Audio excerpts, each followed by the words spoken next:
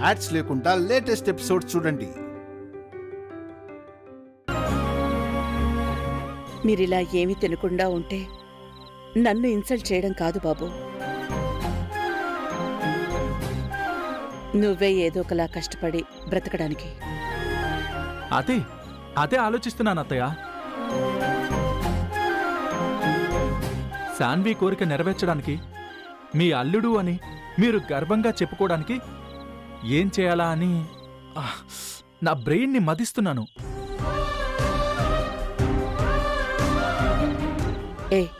నా కోసం కాకున్నా నీ కడుపులో ఉన్న బిడ్డ కోసమైనా కాస్త తినవే, నీకు పుణ్యం ఉంటుంది. కరెక్ట్ గా చెప్పారు అత్తయ్య గారు. కడుపులో ఉన్న బిడ్డ కోసమైనా తినాలి. రాశాన్వి. రోహిత్,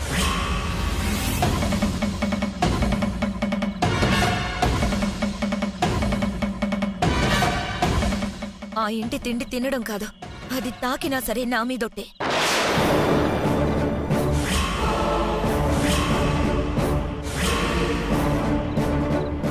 అబ్బా, ఏంటి శాన్వి ఈ పట్టుదల? మనల్ని అన్నది ఎవరో కాదు కదా, మీ అన్నయ్య, నా బావగారు. అలా చూసి చూడనట్టు, విని విన్నట్టు వదిలేయాలి. అంతటి ధైర్యం, అంతటి శక్తి నాకు లేదు రోహిత్. స్వాభిమానం చంపుకుని బ్రతకలేను.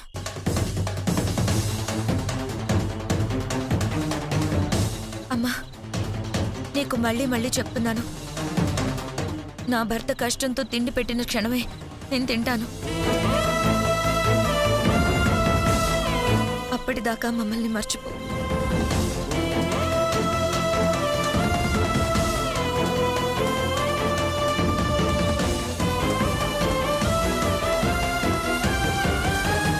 శాన్వి, నిన్ను పస్తులుంచి నేనెలాగే వెళ్ళడం?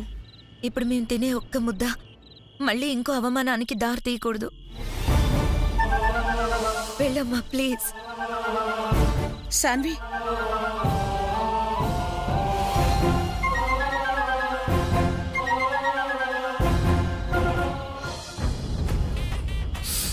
అబ్బా, ఇదెక్కడి గొడవరా బాబు.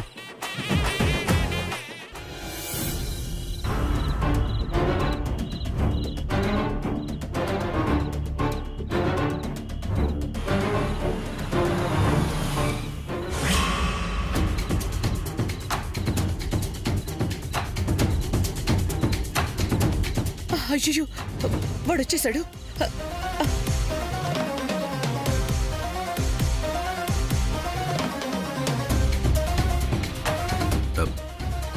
ఏంటి భవాని, ఏమైంది? సామ్రాట్ వచ్చాడండి.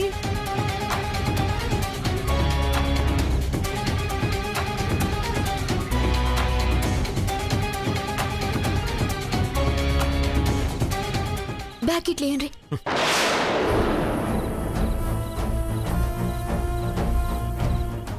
అమ్మా, వస్తున్నానన్నా. భోజనం చేశారా? చేశానన్నా. మీరు కాదు, కడుపుతో ఉన్నవాళ్ళు. అవంతిక తినేసిందిరా. ఈ ఇంట్లో ఒక్కరేనా ప్రెగ్నెంట్?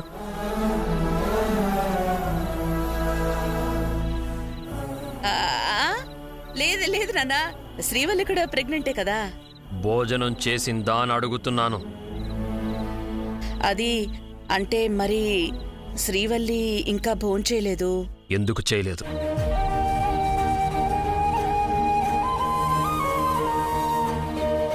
ఫలానా వ్యక్తి భోజనం చేయలేదు అని ఇంతలా అడుగుతున్నానంటే వాళ్ళ మీద ప్రేమో ఇష్టమో కాదు,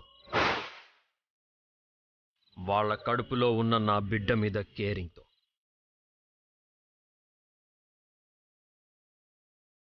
శ్రీవల్లి బాధపడుతుంది నాన్న. దేనికి? ఏవండి, నన్ను దూరం పెట్టిండ్రు, నన్ను పని మనిషితోటి పోల్చిండ్రు.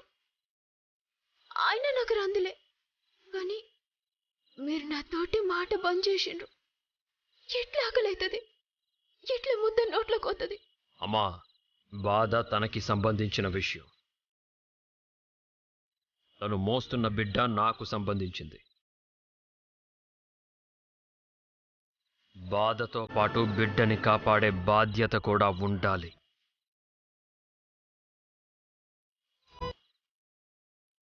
బాధపడుతుందో ఏడుస్తుందో తనిష్టం, కానీ టైంకి తినాలి, మందులు వేసుకోవాలి. హద్దు దాటిన వాళ్ళ మూర్ఖత్వం, తప్పు చేసిన వాళ్ళ మొండితనం వల్ల నా బిడ్డకి ఏ చిన్న హాని కలిగినా సహించను. నా బిడ్డ పట్ల చాలా జాగ్రత్తగా ఉండాలి. నా స్టేటస్కి తగ్గ తిండి తినాలి. బాధ్యతలు మర్చిపోతే నన్ను మర్చిపోవాల్సి వస్తుంది.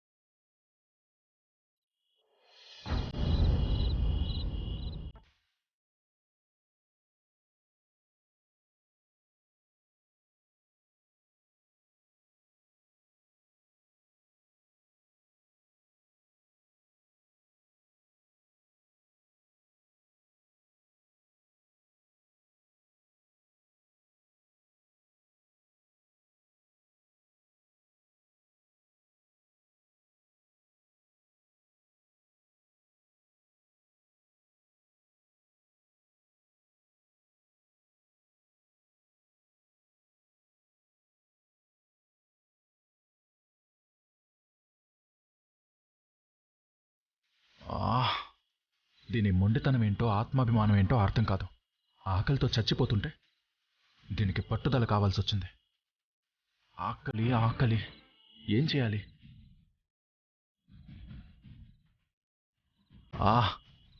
అత్తగారు భోజనం తెచ్చినప్పుడు లాక్కుని తింటే సరిపోయేది.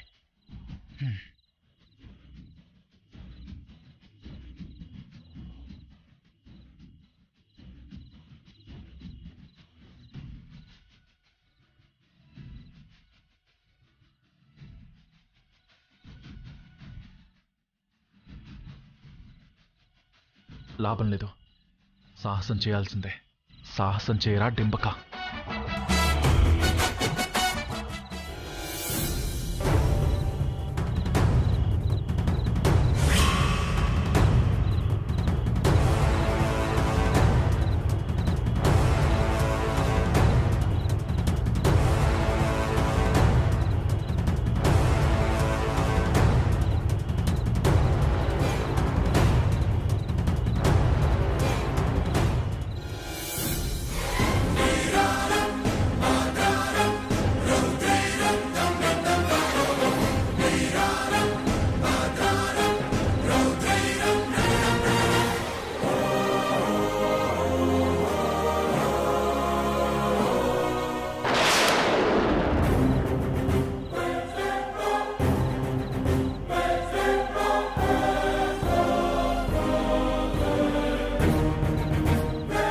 సిస్టర్ మీరా?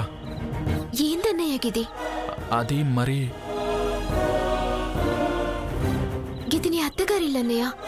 గిడ నువ్వు దొంగ లెక్క తినాల్సిన అవసరం ఏంది చెప్పు? నిజమే అనుకో సిస్టర్, కానీ బావగారు కోపంగా ఉన్నారు. మాకసలు ఏది ఇవ్వద్దన్నారు కదా, అందుకని. ఆయనకి కోపం ఉండొచ్చు, తప్పు కాదు. కానీ గీ ఇంటికి మీకు ఓ బంధం ఉంది, గది మర్చిపోవద్దన్నయ్య. గింత కష్టపడి నా భర్తతో గన్ని మాటలు పడి మీ ఇద్దరు పెళ్లి చేసింది మిమ్మల్ని ఉపాసం ఉంచనికి కాదన్నయ్య. బాన్నయ్య, డైనింగ్ టేబుల్ తానికి బా. సిస్టర్, డైనింగ్ టేబుల్ దగ్గరకా? ఏం కాదు, బాన్నయ్య. వస్తాను, కానీ లైట్స్ వేయద్దు సిస్టర్.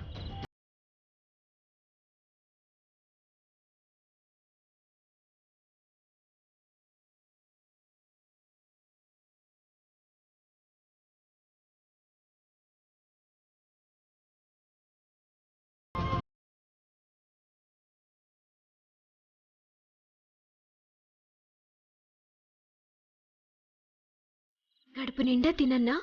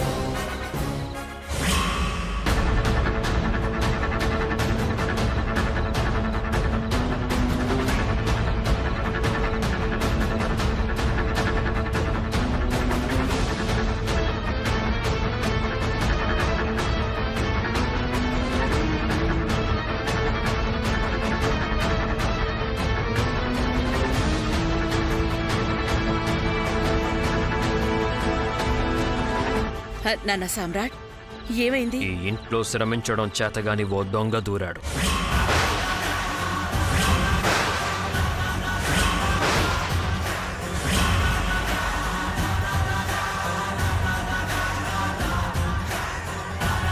ఎదగడానికి థింకింగ్ అనేది లేని ఓ బద్ధకస్తుడు తిండి దొంగతనానికి పూనుకున్నాడు.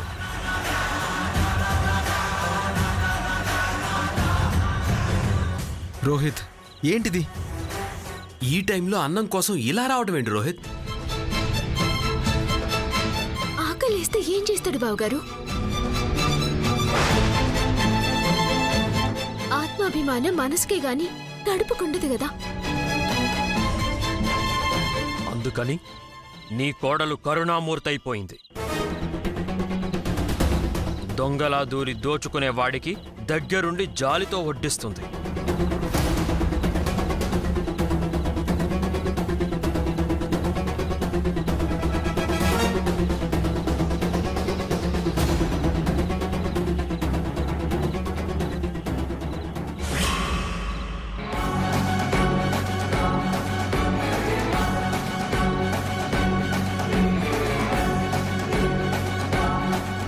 రోహిత్ ఏడే?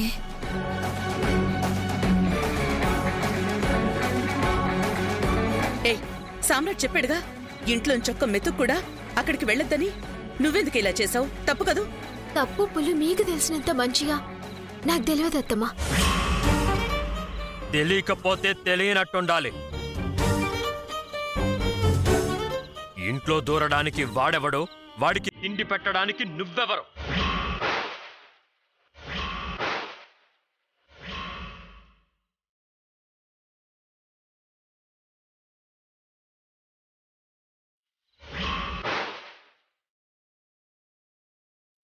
రోహిత్ పరాయివాడు కాదు, ఈ ఇంటి అల్లుడు.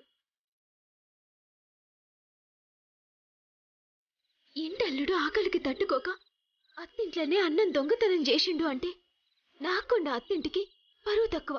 గందుకే పెట్టిన. పరువు మర్యాదల గురించి మాట్లాడితే సహించేది లేదు. దానికి నీళ్లొదిలేసావు కాబట్టే ఇప్పుడు పరిస్థితి ఇలా తయారైంది.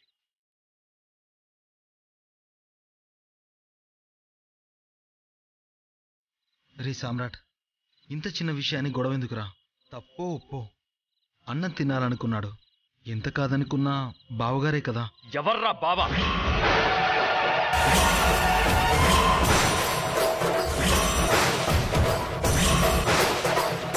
బతుకంటే భయం లేని, భవిష్యత్తు మీద ఆశ లేని వీడా బావా?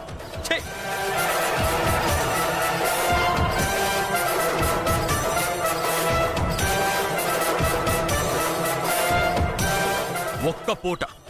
ఒక్క పూట వాడి కష్టంతో వాడి కడుపు నింపుకోలేని వాడికి పెళ్లి. ఆ పెళ్లిని వీళ్ళంతా కలిసి చేయడం.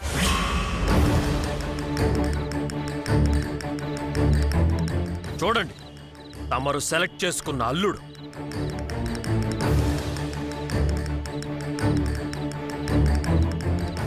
సారీ సార్, తప్పైపోయింది, క్షమించండి. చేతగాని వాడు, తప్పు చేసేవాడు జేబులో పెట్టుకుని తిరిగే పదం రా సారీ అనేది.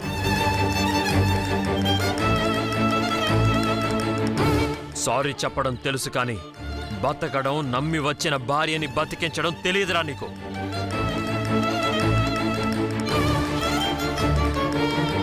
నాన్న తప్పైపోయిందంటున్నాడు కదా. జరిగిందేదో జరిగింది. అన్నం కోసమే కదా వచ్చాడు. అలా అవమానించకరా, నీకు పుణ్యం ఉంటుంది. నాకో కట్టుబాటుంటుంది. దాన్ని ఫాలో అయ్యే అవసరం మీకుంటుంది. మీకు ఆల్రెడీ చెప్పాను, ఇది నా ఇల్లు, నా తిండి. ఒక్క మెతుకు కూడా ఇలాంటి వాడి గొంతులోకి వెళ్ళడానికి వీల్లేదు.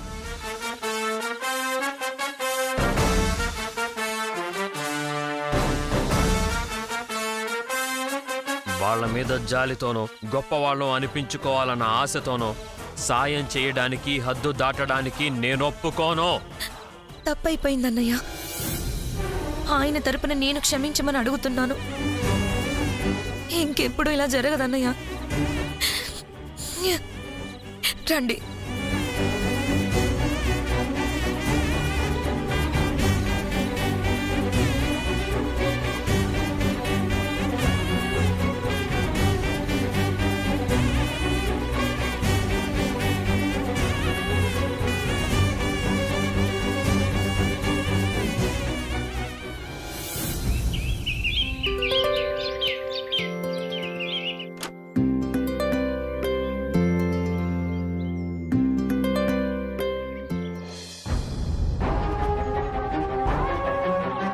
బాధపడుతుందో ఏడుస్తుందో తనిష్టం, కానీ టైంకి తినాలి, మందులు వేసుకోవాలి.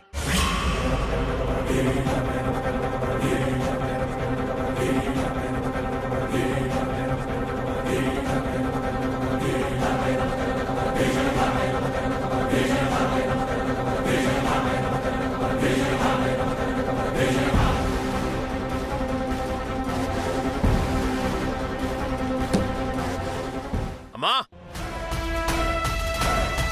అమ్మా, ఏంటి నాన్నా? టాబ్లెట్లు వేసుకున్నావా? వేసుకున్నాను నాన్నా. నువ్వింత గట్టిగా అరిచాక ఇంకో టాబ్లెట్ తప్పేలా లేదు. నువ్వు కాదు,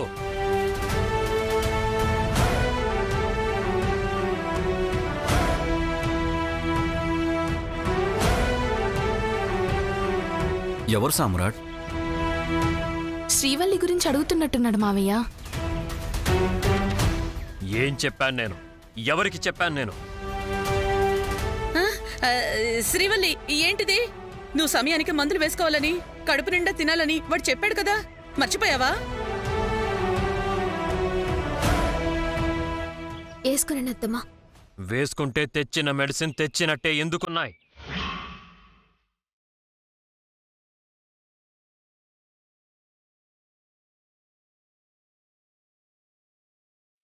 నేను విన్నదే నిజమైతే ఇవి ఒక మూలన ఎందుకు పడున్నాయి? అవునవును, ఎందుకు పడుంటాయి? మాట్లాడు శ్రీవల్లి, చెప్పు. ఒంట్లో నిర్లక్ష్యం ఉంటే నోట్లోంచి మాట ఎలా బయటకు వస్తుందమ్మా? నాకే నిర్లక్ష్యంలే. మరిదేంటి? ఈ ఇంటి మీద గౌరవం లేనట్ట, ఒంట్లో భయం లేనట్ట, నా బిడ్డ మీద ఇష్టం లేనట్ట?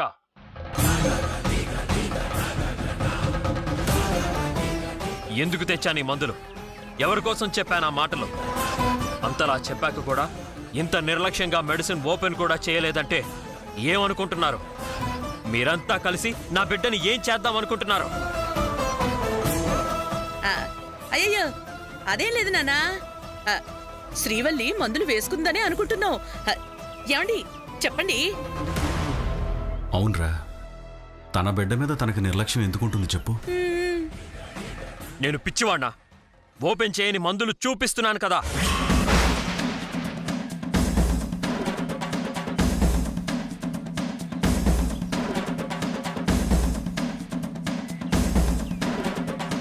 నా మీద గౌరవం లేని వాళ్ళకి నా బిడ్డ మీద కూడా ఇష్టం లేకపోవచ్చు, కానీ మీకు బాధ్యత ఉండాలి కదా. ఆర్డర్ వేసైనా మందులు వేయించాలి కదా. ఆర్డర్లు వేసి చేయించడానికి శ్రీవల్లి ఏం చిన్నపిల్ల కాదు కదా సామ్రాట్.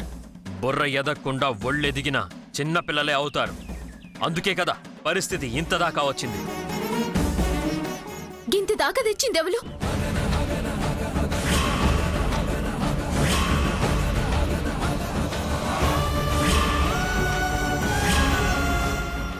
నన్ను పొట్టర్దాన్ని చేసిందెవలు? నన్ను కిట్ల రాన్ని పెడుతుందెవలు? నీ బాధకి నా బిడ్డకి సంబంధం లేదు.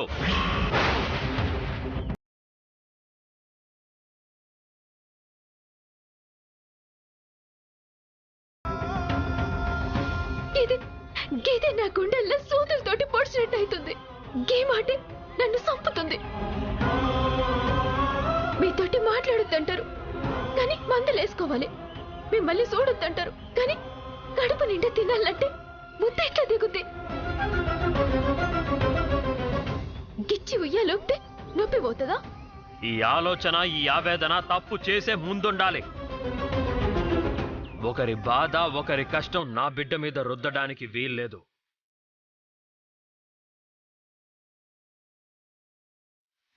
ఒకరి అభిప్రాయం, ఒకరి ఆలోచన నా బిడ్డకి నష్టం కలిగించడానికి నేను ఒప్పుకోను.